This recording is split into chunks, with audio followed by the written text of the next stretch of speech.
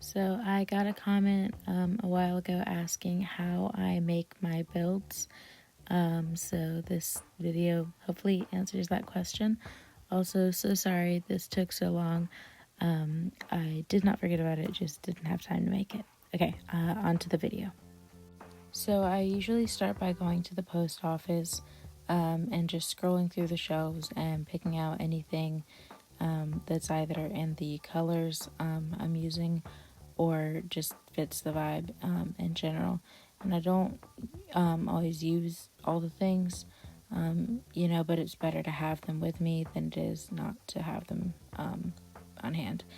And then I just go around, I've thought of some items that I want, so I'll go around and gather those. And then I have those pictures saved. So I've done pink and yellow, I think 4 times now.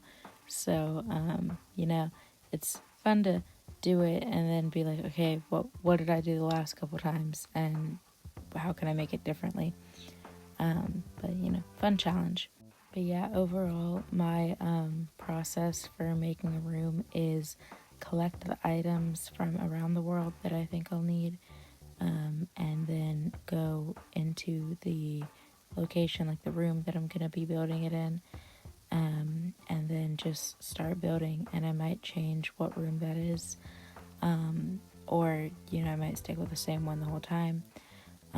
There are some occasions where I will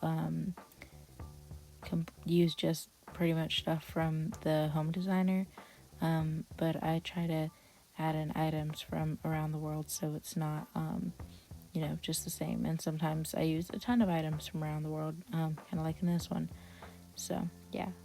So when I'm building the room, what I'll usually do is put out like the big pieces of furniture first, just so I can have an idea of what the room looks like. But I'm also very, very scatterbrained ADHD, so I don't tend to have a very good pattern. I skip around a ton. As you can see in this video, I'll start a task, get distracted, and then do something else. So in the end, the rooms turn out fine, but the process, depending on how well I'm focusing, can be hectic. So, but yeah, that fish, I will say, it doesn't go inside that fishbowl, which is annoying. So what I ended up doing is just putting the fish on the table and then putting the fishbowl in front of it, so it kind of looks like it's in the fishbowl. For those clothes, I wanted them to like stack in a certain way, so I put the face mask on top of a book that I wasn't using, and you can't see the book, but it kind of gives it that little bit of lift so it shows behind the outfits. I try to include plants in all my rooms just because they give a bit of pop of color, and then the hanging ones fill up some of that overhead space.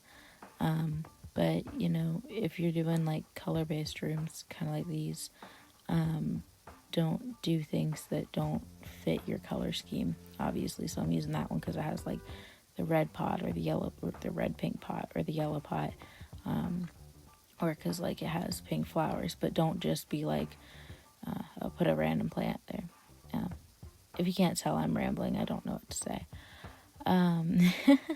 But anyway, yeah, that's pretty much the process of how I make my rooms. I just collect the items, start doing the build, and then for these I try to stick to the colors, or if I'm not doing colors, stick to whatever theme, or if I'm just making a random one, just do whatever.